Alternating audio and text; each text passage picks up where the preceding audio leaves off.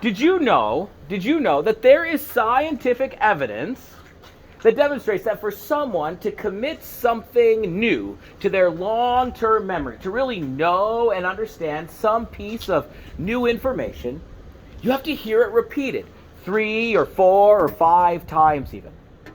So my hope is that by Good Friday, as on that night we hear again the fullness of God's response to human sin and suffering and death, we might have a good grounding in how the Hebrew Scriptures help us understand who Jesus is.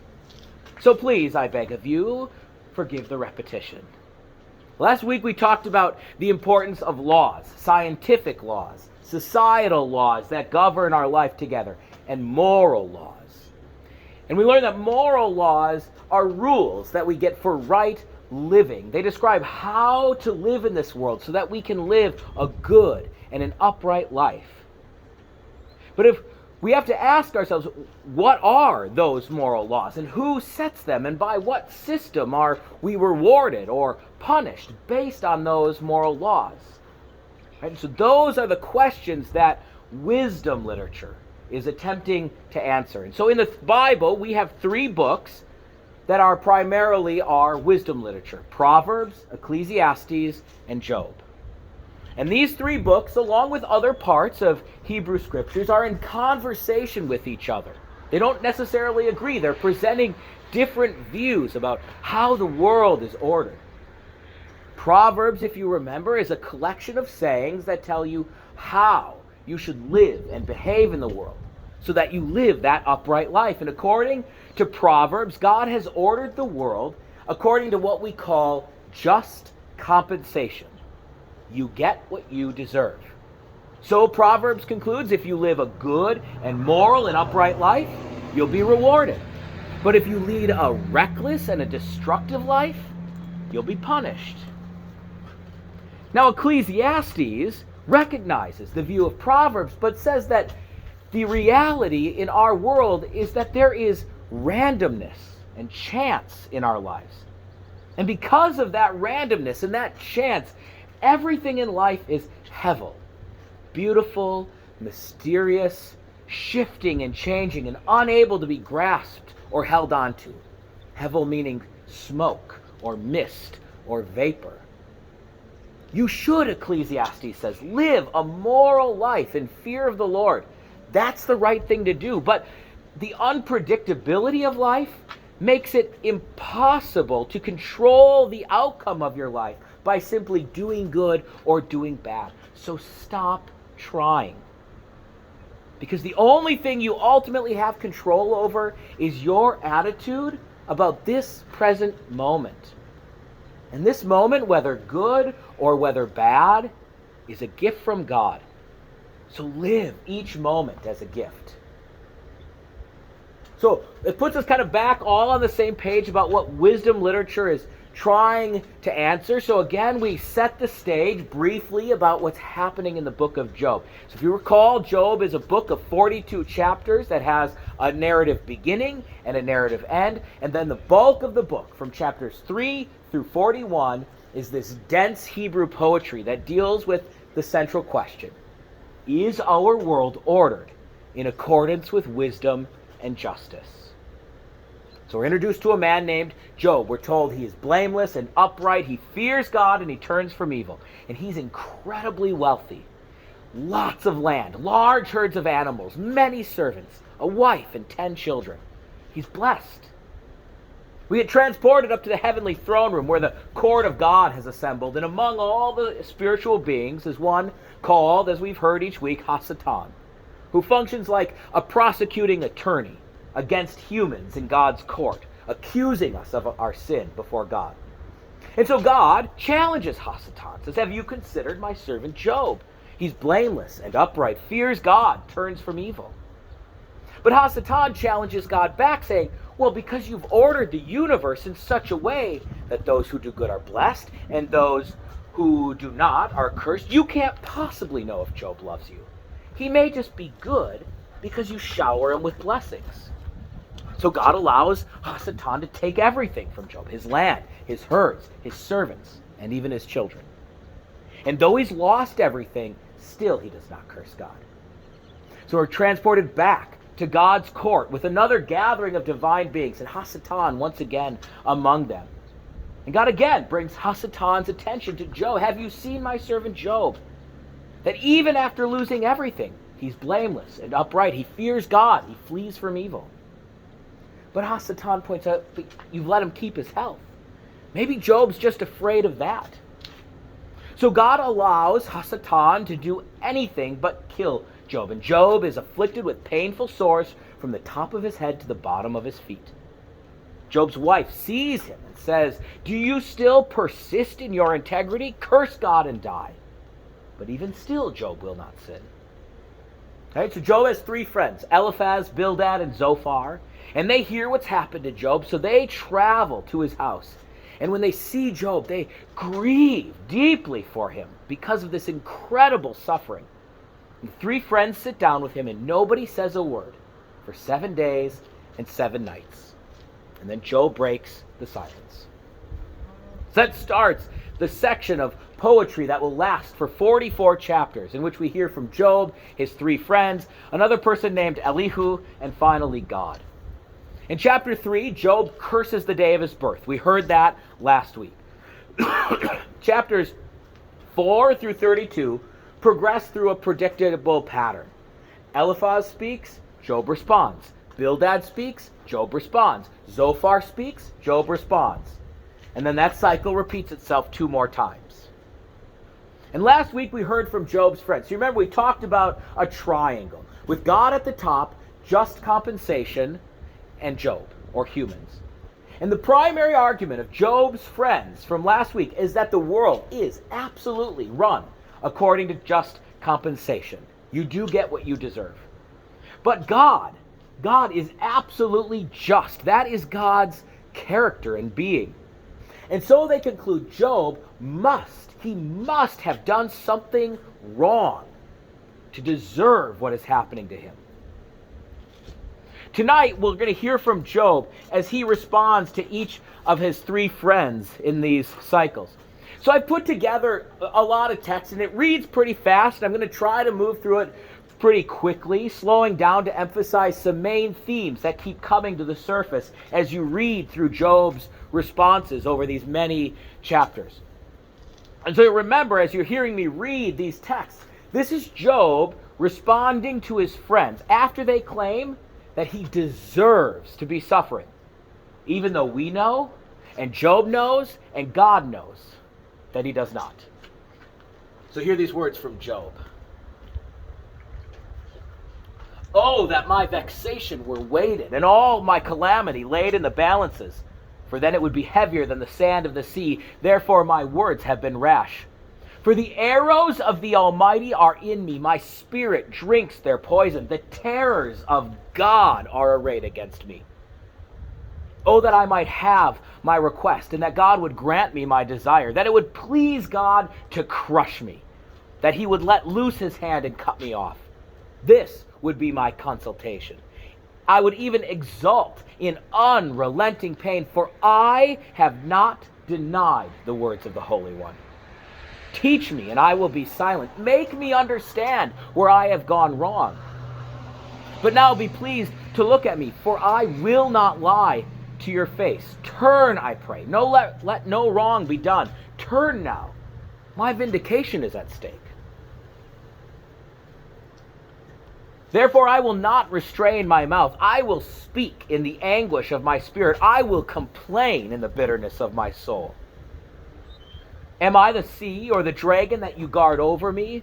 When I say my bed will comfort me, my couch will ease my complaint, then you scare me with dreams and you terrify me with visions, so that I would choose strangling and death rather than this body.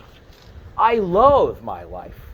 I would not live forever. Let me alone, for my days are a breath. If I sin, what do I do to you, you watcher of humanity? Why have you made me your target? Why have I become a burden to you? God will not turn back his anger. The helpers of Rahab bowed beneath him. How then can I answer him, choosing my words with him?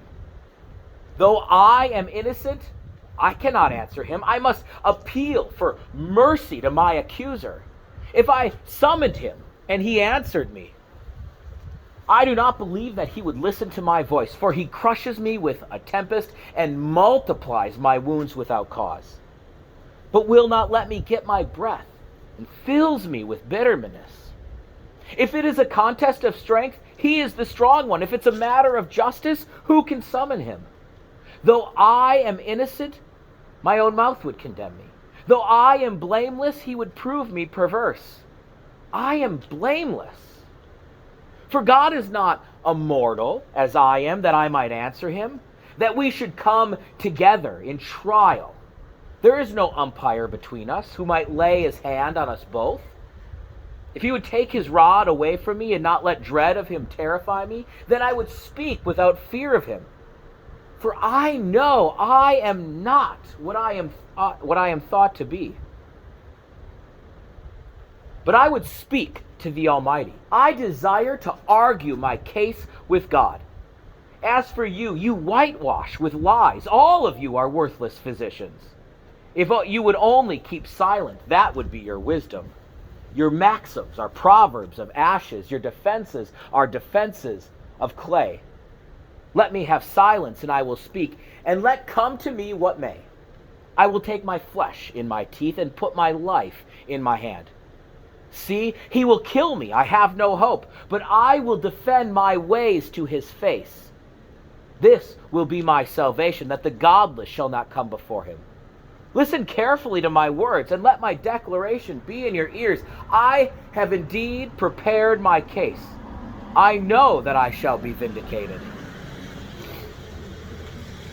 If God gives me up to the ungodly and casts me into the hands of the wicked, I was at ease, and he broke me in two. He seized me by the neck and dashed me to pieces. He set me up as his target. His archers surround me. He slashes open my kidneys and shows no mercy. He pours out my gall upon the ground. He bursts upon me again and again. He rushes at me like a warrior. Though there is no violence in my hands, and my prayer is pure. How long will you torment me and break me in pieces with words? These 10 times you have cast reproach upon me. Are you not ashamed to wrong me? And even if it is true that I have erred, my error remains with me. If indeed you magnify yourselves against me and make my humiliation our argument against me, know then that God has put me in the wrong and closed his net around me. Even when I cry out violence, I am not answered. I call aloud, but there is no justice. He has walled up my way so that I cannot pass, and he has set darkness upon my paths.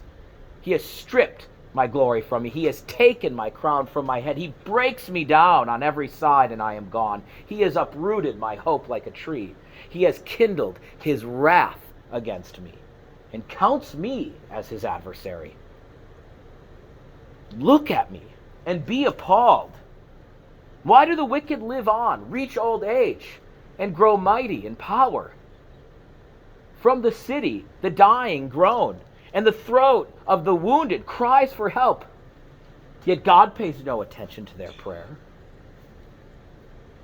As God lives, who has taken away my right, as the Almighty who has made my soul bitter, as long as there is breath in me and the Spirit of God is in my nostrils, my lips will not speak falsehood. My tongue will not utter deceit. Far be it from me to say that you are right. Until I die, I will not put away my integrity from me. I hold fast my righteousness, and I will not let it go. My heart does not reproach me for any of my days. So I'm going to read to you from just about almost all of chapter 31. It's sometimes in our Bibles, there's like these headings. It's called Job's Final Appeal. Because here Job lays out fairly systematically one last time how he's done nothing to deserve this suffering. So from chapter 31. What would be my portion from God above and my heritage from the Almighty on high? Does not calamity befall the unrighteous and disaster the workers of iniquity? Does he not see my ways and number my steps? If I have walked with falsehood, and my foot has hurried to deceit, let me be weighed in a just balance, and let God know my integrity. If I have rejected the cause of my male or female slave when they brought a complaint against me, what then shall I do when God rises up? When he makes inquiry, what shall I answer him? Did not he who made me in the womb make them, and did not one fashion us in the womb? If I have withheld anything that the poor desired, or have caused the eyes of the widow to fall, or have eaten my morsel alone, and the orphan has not eaten from it, or from my youth I reared the orphan like a father, and from my mother's womb I guided the widow. If I have seen anyone perish for lack of clothing, or a poor person without covering, whose loins have not blessed me, and who was not warmed with the fleece of my sheep, if I've raised my hand against the orphan, because I saw I had supporters at the gate, then let my shoulder blade fall from my shoulder, let my arm be broken from its socket, for I was in terror of calamity from God, and I could not have faced his majesty.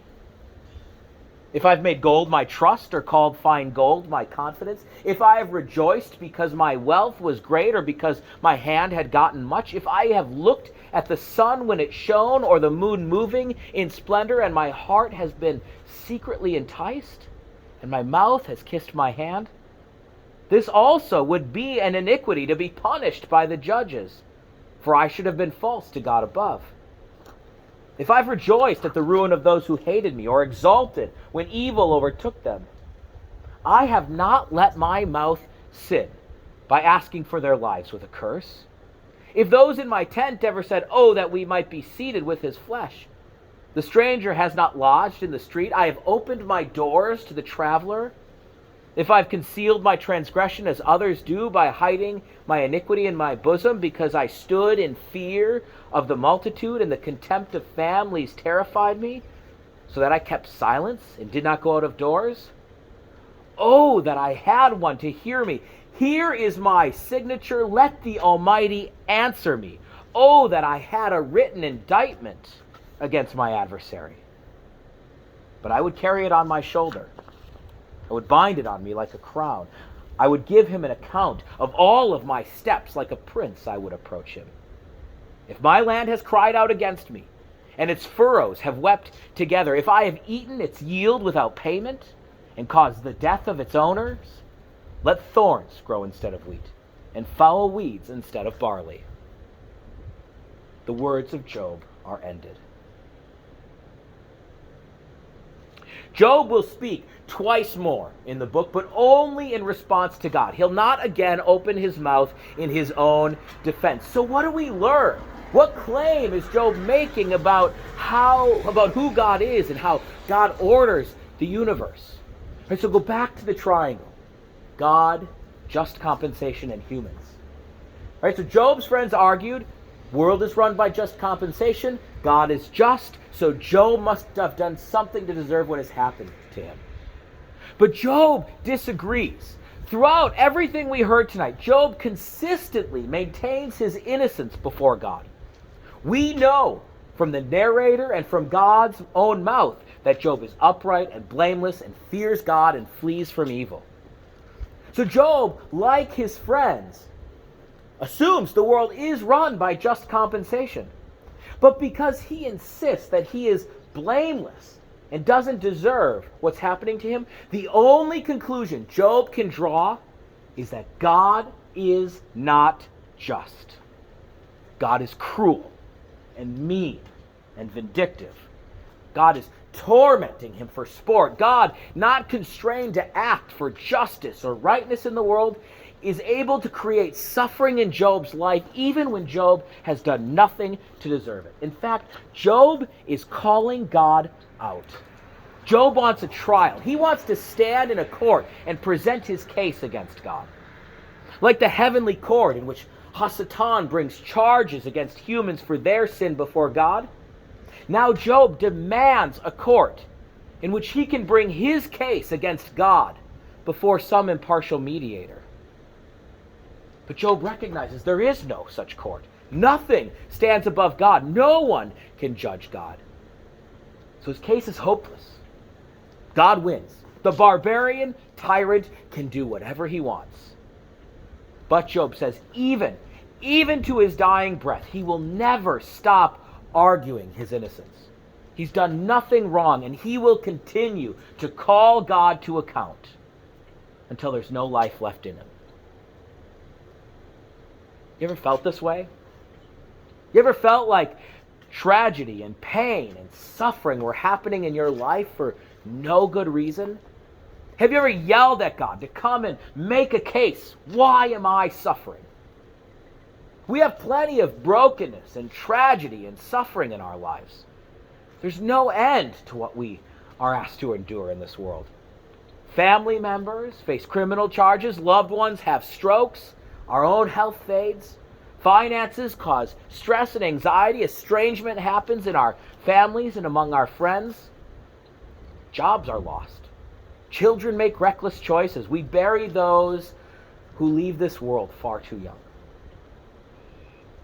And if we're honest with ourselves, over these past 2 years, we've also been afraid. Afraid of illness, afraid of death, afraid of change, afraid for safety, afraid for our future. And I cannot even can't even begin to imagine what these past years have been like for our children in their formative years, living through a pandemic and social unrest and a war with whispers of world war. If nothing else, these past 2 years have been marked by some degree of suffering in body, in mind, or in spirit.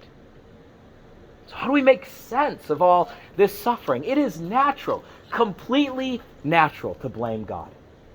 Because we're scared, we're confused, we want answers, we want to know why God continues to allow suffering in our lives and in our world. Why, if good things happen to good people and bad things happen to bad people, and I strive every single day to do good in my life, do I still experience such suffering? Is God just? Is God righteous? Because our experience of this life suggests, like it does for Job, that maybe, just maybe, God is a tyrant who rewards and punishes out of recklessness. So what are we to do?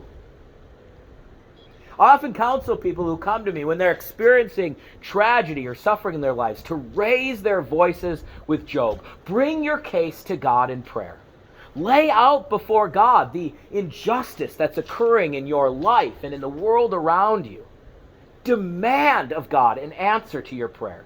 Demand that God be who God has promised to be and give an account for why you suffer such pain.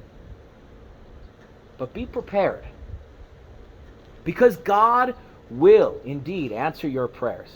God will defend the cause of God's love and justice and wisdom in this world. God may very well lay out for you the incredible wisdom by which this world is run, a wisdom not fully comprehended by Proverbs or Ecclesiastes, and certainly not by Job or by you and me. And God will, with the firmness and the patience of a loving parent, work to transform your life as God reveals to you the fullness of God's wisdom. Because it truly is by God's great, expansive, and merciful love and wisdom that this world is governed. So hang on, because we're going to discover exactly what this means. Thanks be to God. Amen.